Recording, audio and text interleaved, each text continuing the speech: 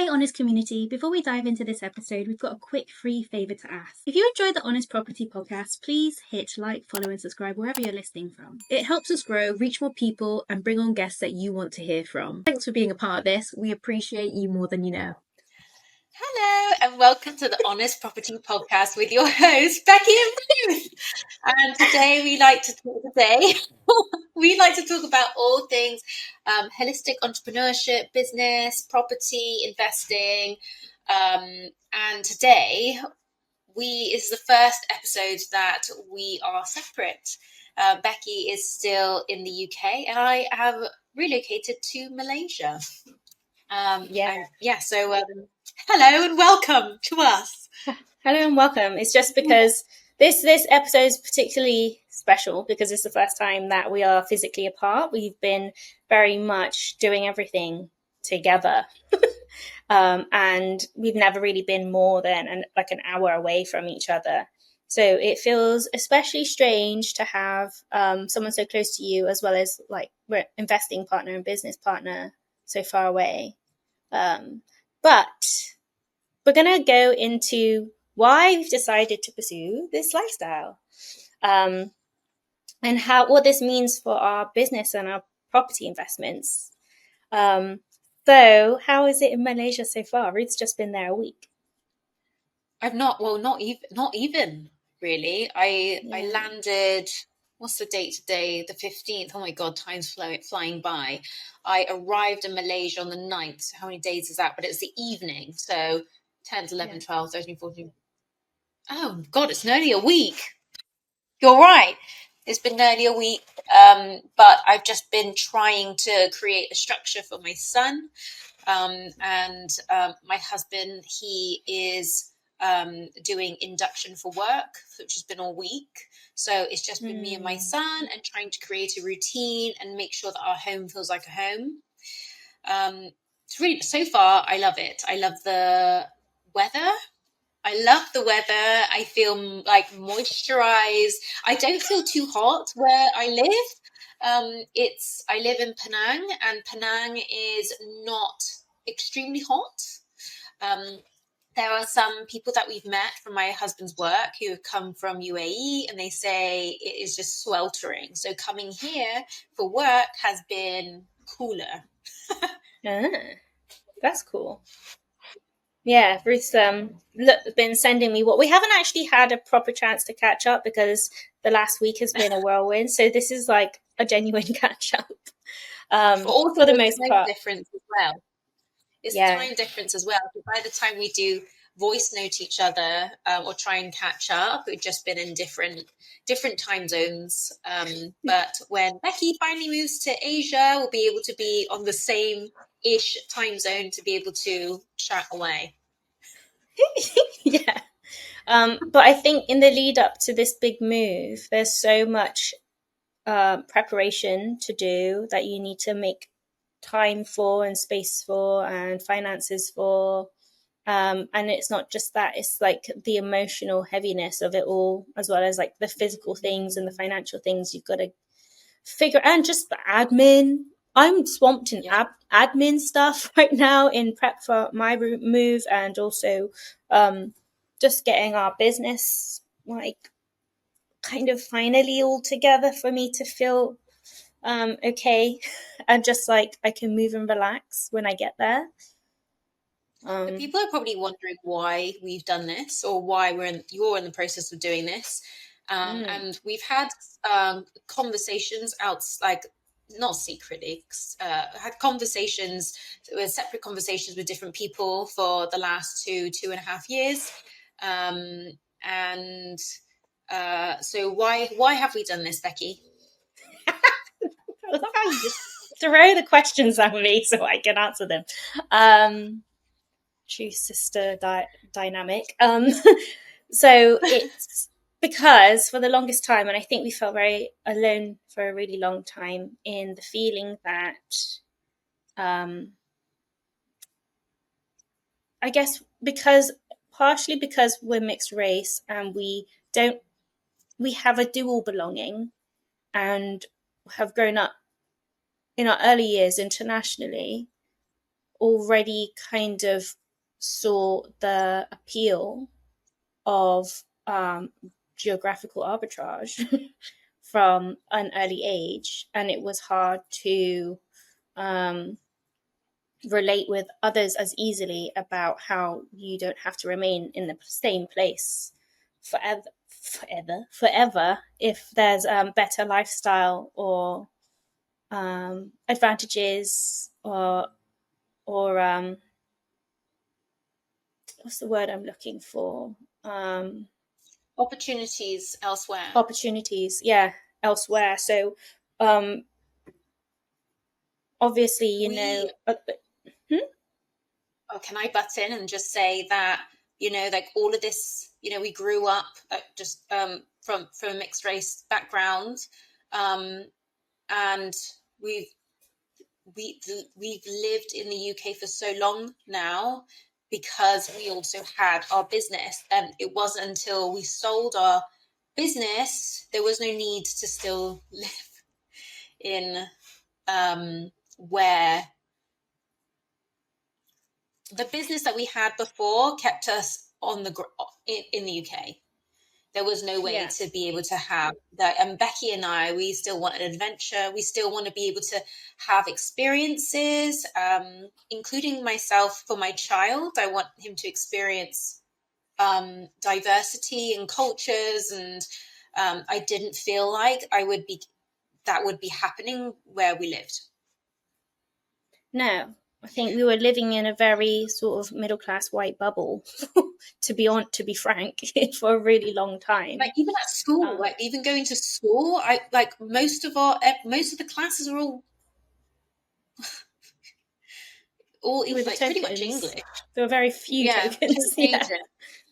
And you know what's lovely is that I was talking to a taxi driver here, and he was saying, I was saying to Becky, is like, I don't feel like I stick out like a sore thumb. I feel really at home. I feel like that I'm in an area where actually there is a lot of either mixed race or I'm in a neighborhood that's not actually very white, which is really nice. And I'm really enjoying it. I have not felt, maybe it's because it's still early days, but I have not felt like I miss the UK. I miss my family, but I don't feel like I miss the UK. Yeah. Especially when you see how much further your money goes. Okay, go on, explain, like, give some examples. Right, so I probably, I give an example, I got a Grab, which is the equivalent of Uber in the UK. And for me to be in a 30-minute journey to get to a mall, it cost me £1.50. Nice. Do you know how much that costs in the UK? I don't know. What is the comparative? I don't know. Definitely be £100. Like, I don't know. Expensive. But like, I've just paid for stuff, and I'm currently using, because my husband is setting up a Malaysian bank account, but until then, I'm just using a Wise card where you put money on it, and it's just lower transfer fees.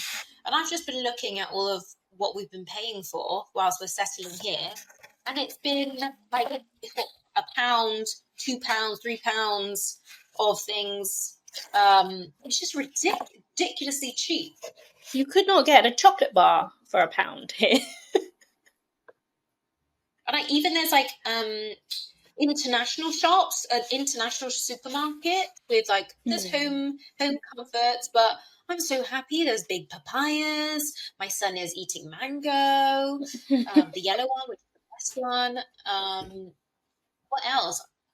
I just feel happy. I think the thing is, with that low cost of living as well, it gives you room to also be creative and save for future investments and still have a nice lifestyle that, like, there's just so many pros. I think we felt alone, but I know that there is a broadening movement and acknowledgement for not limiting yourself to one country. A lot of people are, especially middle class people, are moving to places like, depending on their lifestyle, what their like personal financial preferences are, they are looking outside of just the UK now, and it's becoming more normal, and that makes me feel really happy, because it just makes me feel a little less alone, in that there were maybe a couple of friends that we had back at home who kind of saw, like, normalized the idea of a more expat type of life. And now we're actually just finally doing it, and it took a lot of effort to get here. And obviously, it's the fact that we're able to earn UK pounds and live in a place where that pound is worth more to that local currency, gives you the lifestyle that, we were maybe once promised here but can't afford here anymore, but you're able to do it in the new country. But I still be able to save as well, which is a big thing. And I feel like, when we talk to, I talk to people my age who, like, the reality, I know, I'd also like to disclaim that the grass isn't always greener. There's always, like, political issues in every country, but that still talking with people in the UK, there's definitely that are our age range, people are scraping it by. There are people who are not saving as much as they'd like because the cost of living is just so expensive. So expensive. You know how much it costs? Like, we don't have our car yet, but we were talking to someone here who had moved here as well, and it cost them £9 to fill up their whole petrol tank. Wow. That's crazy. Full. I buy coffee here for £5. I got a fancy matcha. I got a fancy matcha from a really nice Muslim-owned matcha place that's opposite from where I live, and it was £2. But, like, it was fancy. I'm not joking. It was, like, really good matcha, and really good matcha in the UK would probably be nearly £5. Maybe more. Yeah, probably more. Absolutely wild. But I think there's also, now that this movement is growing and people are open-minded to living elsewhere, I think there's also a responsibility to make sure that, acknowledge that we are in a privileged position. If you're able to earn money from the West and live in the East, that doesn't mean the people, like, just for example, the East, I'm just saying, because that's the direction we're going in. That doesn't mean, you still need to be mindful of not doing your best to not exploit the situation, because I understand that, with us having a greater spending power, has the potential to displace people. And there's a lot of people who move to places like Bali. I wasn't going to say it out loud, but yeah, places like that. No, it's fine, because it's the truth. Yeah, it's the truth. People move to Bali and they look for loopholes, and they try and put their Western world in a world that isn't, like, you should also go to the new place and the new cultures to give back, and respect how life is there, and not have these expectations that, the world revolves around you and you're literally just exploiting them because your pound goes further in that place, and you're not considering the rest of the society there. Culture. And you're not, this is probably going to sound really rude, but I'm going to say anyway, that you're not just Westerners are not just creating another Benidorm or Magaluf. No. Just like in Asia, you just got to be mindful of being a responsible expat where you can, as far as you only know what you know. But I do see stories of people who go to places like Bali and they're like, oh, why don't I have, all of my Western amenities here for my convenience? And it's like, because you're not in the West, dude, hun. Maybe, if you travel, like traveling, to have a privileged passport to travel is to, experience other cultures and really immerse yourself instead of only thinking about, I want yourself. Exactly. Yeah. But from a mother's perspective as well, my son going to a school where is multicultural children, he's not, not feeling like he's a token person in the school. That's huge. That's such a. I feel really happy about that as a mother. But not only that, the school that he's going to is there's such a sense of community. They really treat the parents and their staff really well. So that's made me really happy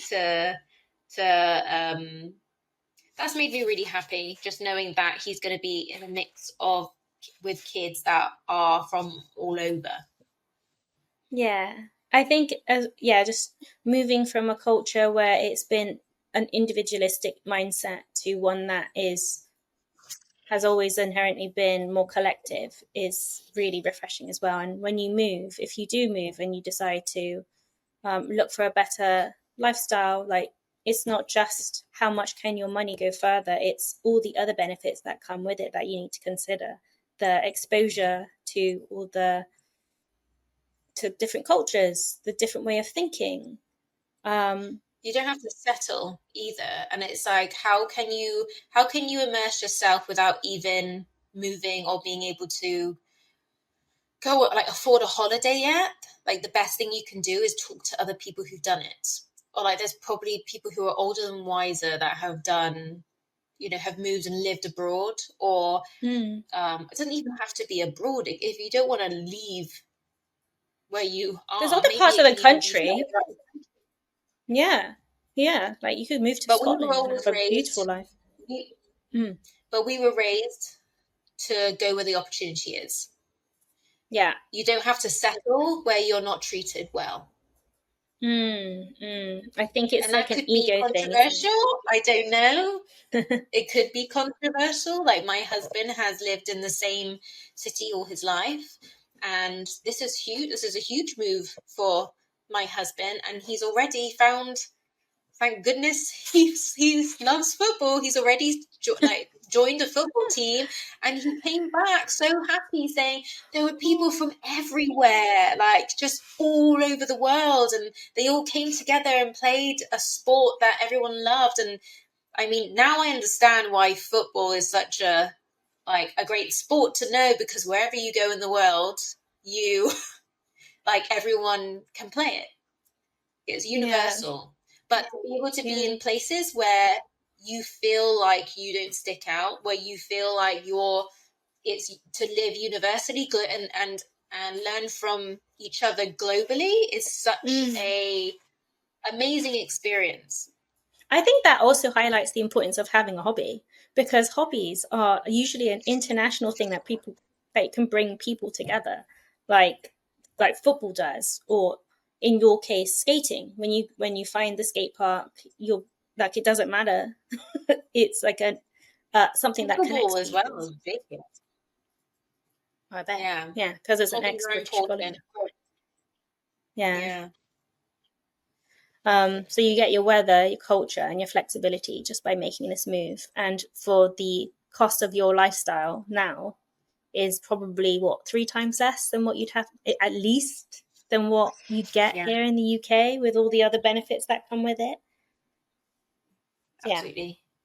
Yeah, Ruth and I have been planning this for a long time, and now it's finally happening. So I'm really proud of you. It couldn't happen before. Oh, I'm proud of you when you move. We're not there yet. Very soon. Yeah. The podcast will still look like this. Yeah.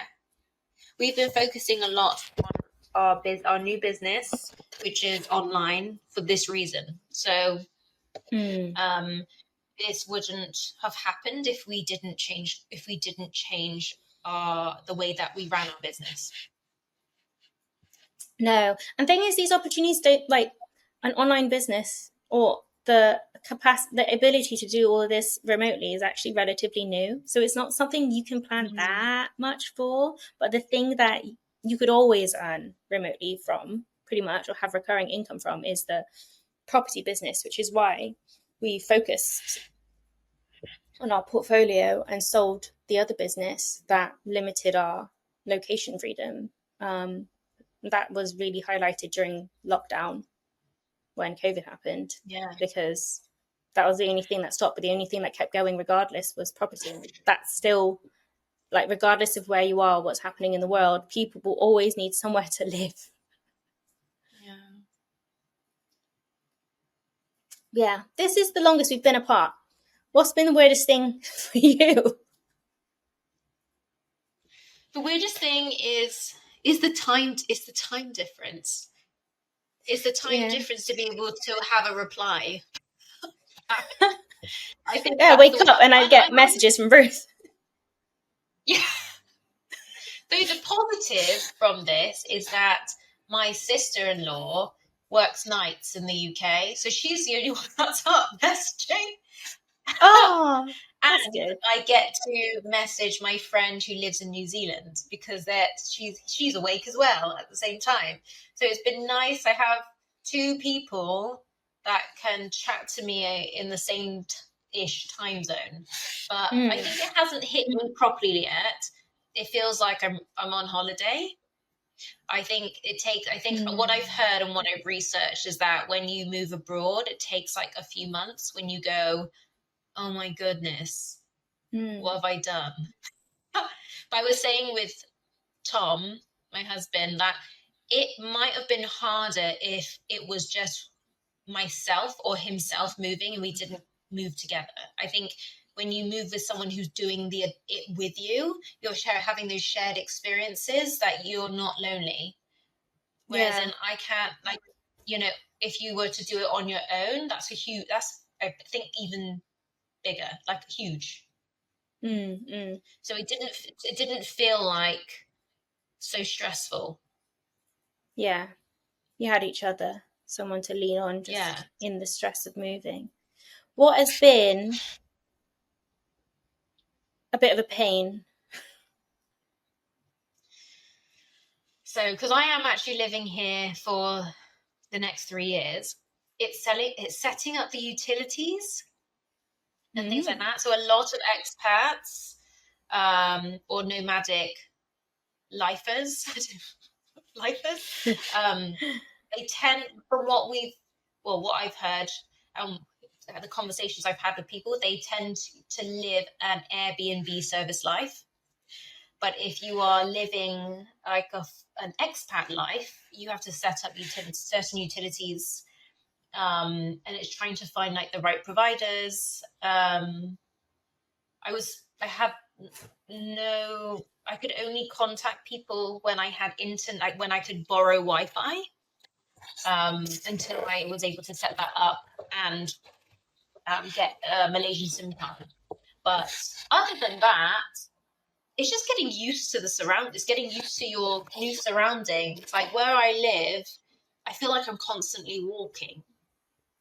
So it's getting used to the amount of walking.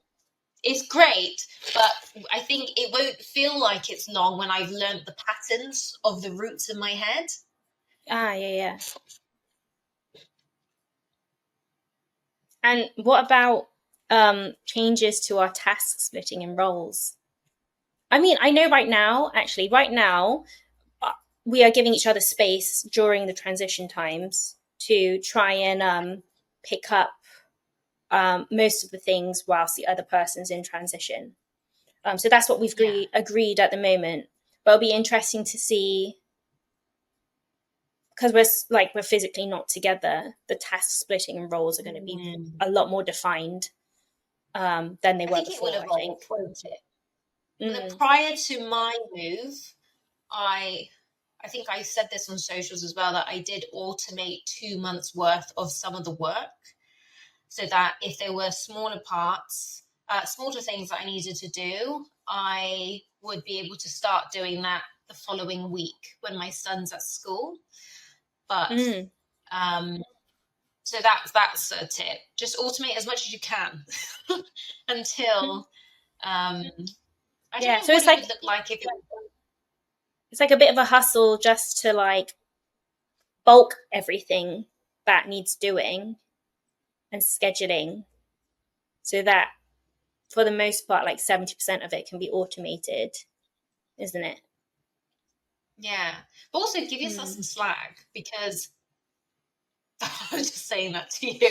Give yourself some slack, because we are in a transition. We're not robots. We're humans going through a huge move, a huge life move, and it takes time to settle. Like, I did not anticipate how much brain energy I needed to sort out settling here. You add a child into the mix as well, and that is not easy when you're also trying to make sure that a toddler, into a routine. That's when you've taken your child away from everything they know and the structure that they live every single week. You have to create those new ones, and that's a lot of emotions that are brought up, which you have to deal with, which is not, that's really. So I've given myself a lot of slack with trying to make sure that I've been able to really be there for my child whilst he is like adapting to, because he thinks we're on holiday. He's going to be into a routine, into school soon, and I won't pretend that there haven't been lots of ups and downs with so many emotions and being really dysregulated, and I put all my focus onto that, onto being able to fully give him my attention, and that's why automation had to happen beforehand. Yeah.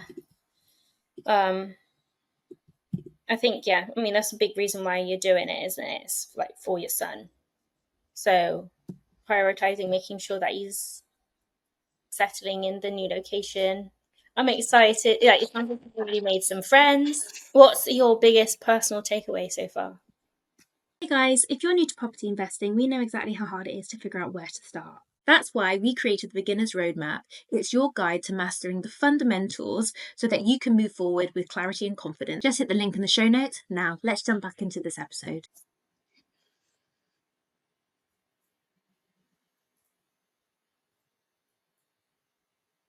That even though I haven't been here for that long yet, I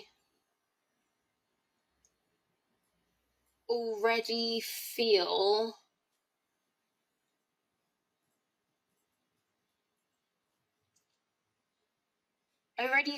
very, I think because because we've been preparing for this move and planning it, and now it's like actually happened, I don't feel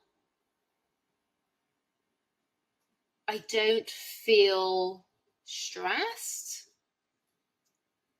But maybe that's because I've removed myself from the day-to-day life that we were living in the UK, of like in work mode, family mode.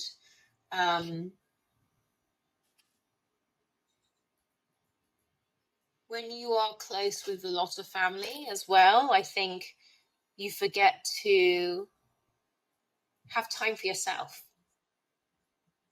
or to think about things that you want, because I can honestly say I probably thought too much about accommodating other people over my own needs. But now I have space to think about what it is that I actually want on a personal perspective. Like, I know what our vision is for our business, but from a personal perspective, I've had time, because I've had so much time to basically just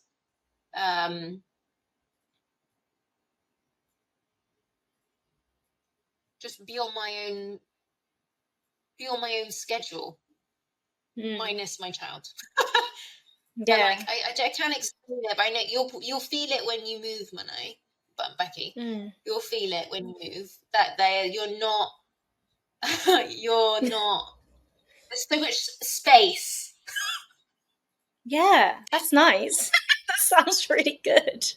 I think also when you just stay in the same spot for a long time. Yeah. When you're in the same spot for a long time, like we live so close to, well, we were just around I get what you mean. Like we were around each other a lot, including family. It's just like a lot of people to consider and coordinate with, like your friends, your hobbies. And it's like, I guess that's the beauty about the time difference, isn't it? So like we could do some work. It seems like more efficient. So we could be doing some work, send these emails out to somebody in the UK, for example. And then the moment they wake up, like things have been completed for them. But also in that time, like you've got, now your son's going to go to school and your husband's gonna your husband is gonna Tom is going to be at work. You're like, but you would have typically been around like me or mum and dad. Because chatting away. Yeah, and just like coordinating the dogs or working on a physical project, like a property project or something. You've got to be creative. Well, you've got time on your hands to focus on yourself and have like the mental room to think about what you want to do next, whether it's like personally or in your business, which sounds really nice. Yeah, I think this is probably a needed space to just think and just like, I mean, I do, it's still early days, but I do still need to build a community because the community has already been built in the UK for years and years and years. So this will be starting afresh, but I'm just waiting till my son is in school. He'll probably bring community to you, but yeah.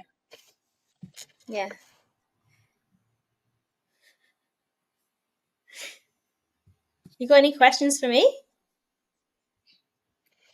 Oh yeah, moved yet?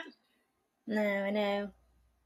For me, it's just coordinating like so much and admin.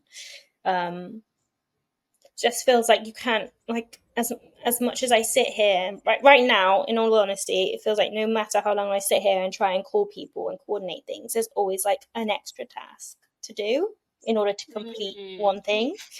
It's bureaucracy of it all. Been able to automate?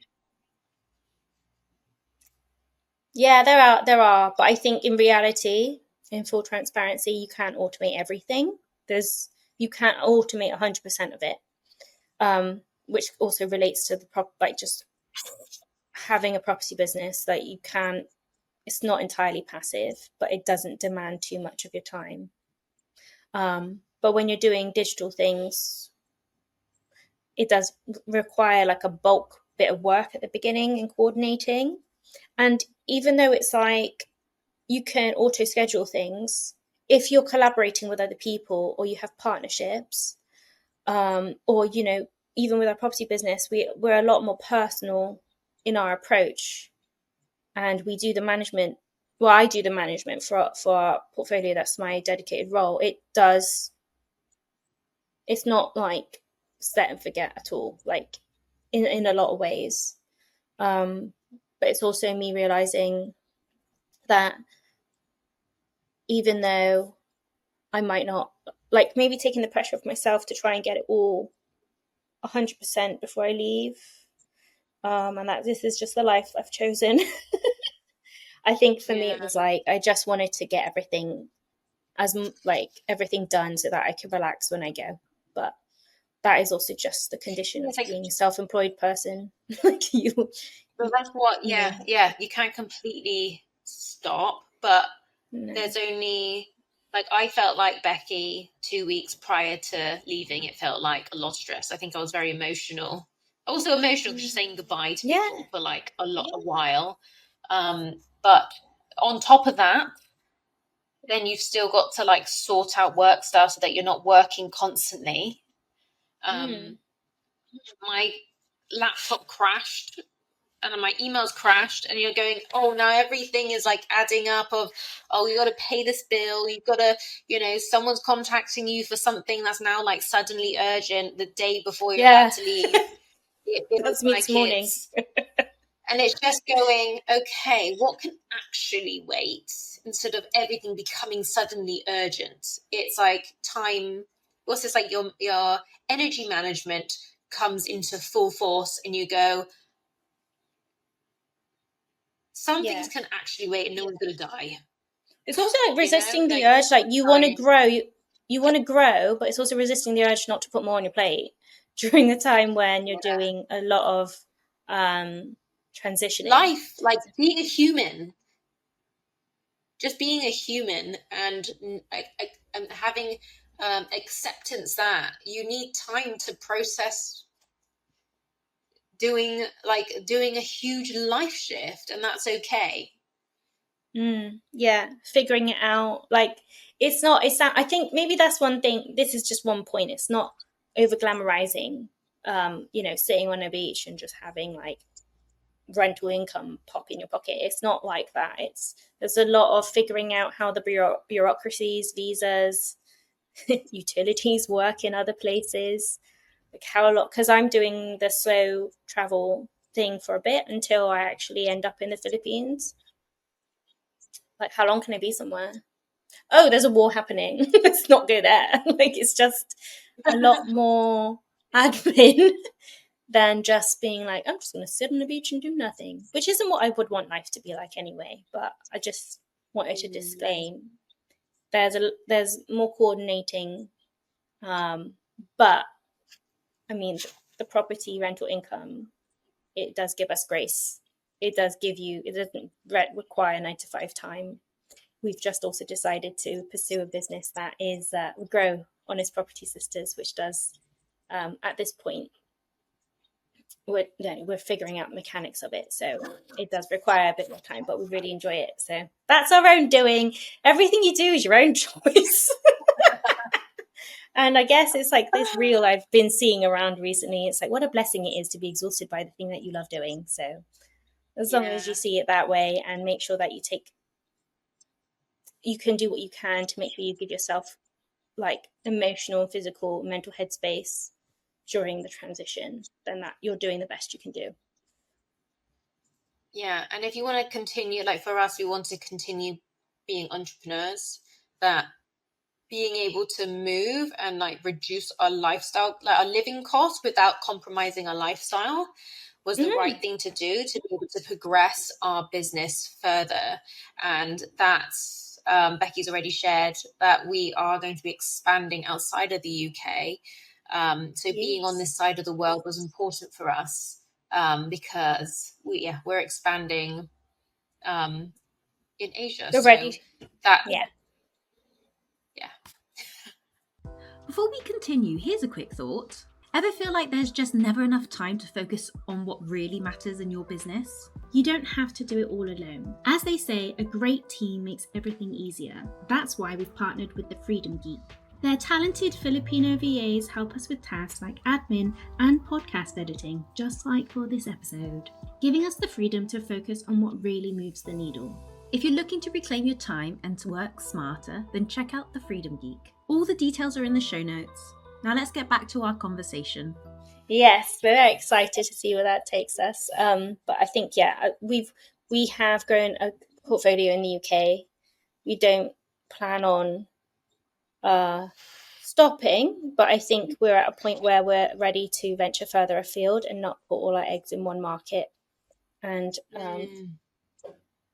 also, if you are somebody who is multicultural in any sense of the word, especially if you have heritage from different countries or you have passport rights, that is a huge asset that people don't talk about enough. And it's something that we realize we've got actually a huge privilege to have. And it would be a real like it's an opportunity that you shouldn't take for granted either. So if you're somebody who was, I think there's there's different types of passport you can get based depending on where you were born. So there's some countries that are like, if you were born here, then you're entitled to a passport. Some countries, if you have heritage, whether it's a parent, could even be as far as a grandparent,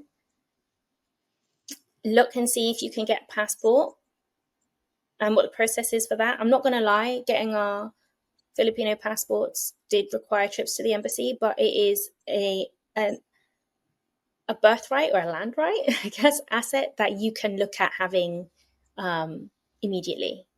And it could open doors for you later down the line when you're ready to diversify your assets. So it's definitely something to consider. And not just assets, it's just the global changes, depending on one government to to save you, I think is naive just because of how fast the world is changing. Get a bit political, but things that were considered great, like Great Britain, like things change. Or things change. Yeah, the Western world changes one day.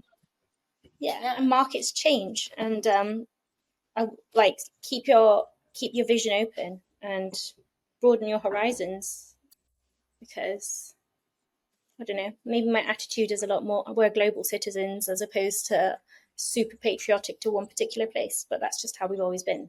So, yeah. Okay, shall I ask you then our final question? Honestly, the biggest thing I've learnt so far is?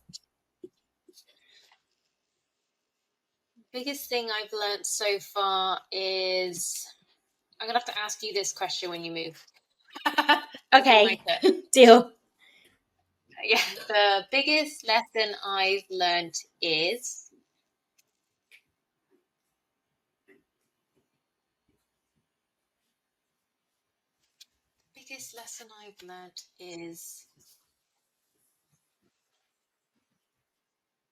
that you don't need to live.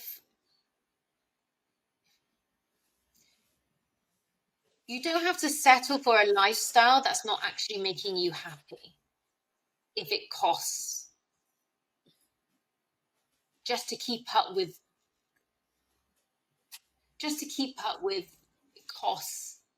I don't know what's a better way of saying this. You don't have to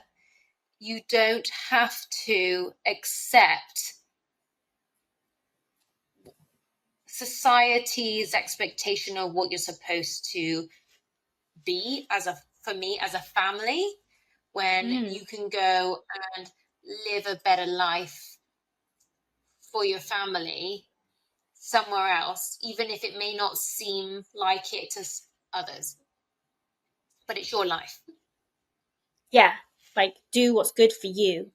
If you having a matcha bun in the morning is important to you and that's the kind of food you want to eat, or eat tropical foods, then you can go there. Or if you'd rather your kid was in international school at a reasonable price, you can do that.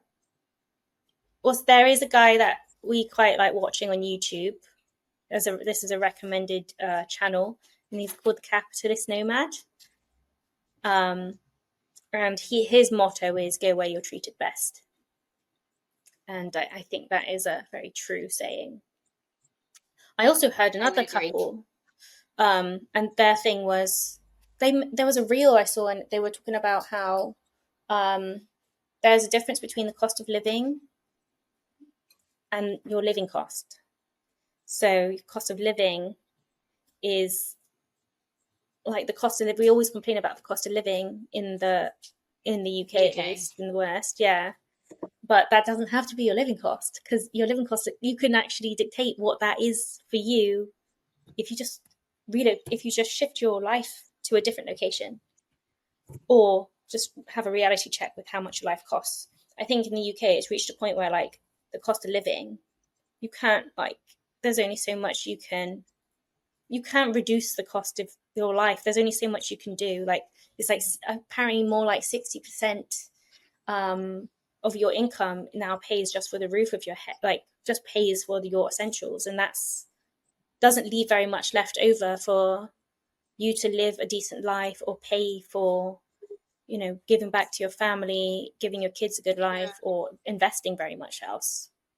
I'd also like to add as well that in the UK, it's very normal for two parents to have to work, or they earn the same amount. And with my husband and I want, like, our dream for our family was to make sure that I can definitely be able to, be able to make sure that, like, we are really present with our our kids. And that's something that is a struggle in the UK, is that we rely so much on the state to look after the children. You're outsourcing so much.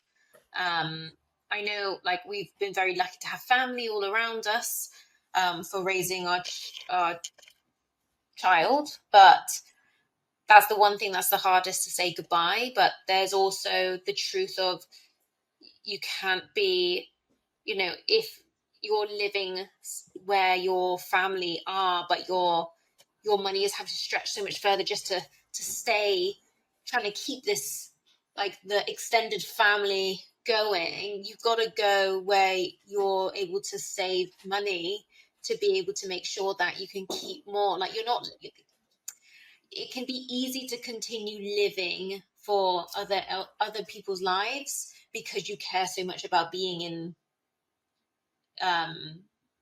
surrounded by a lot of people that you love.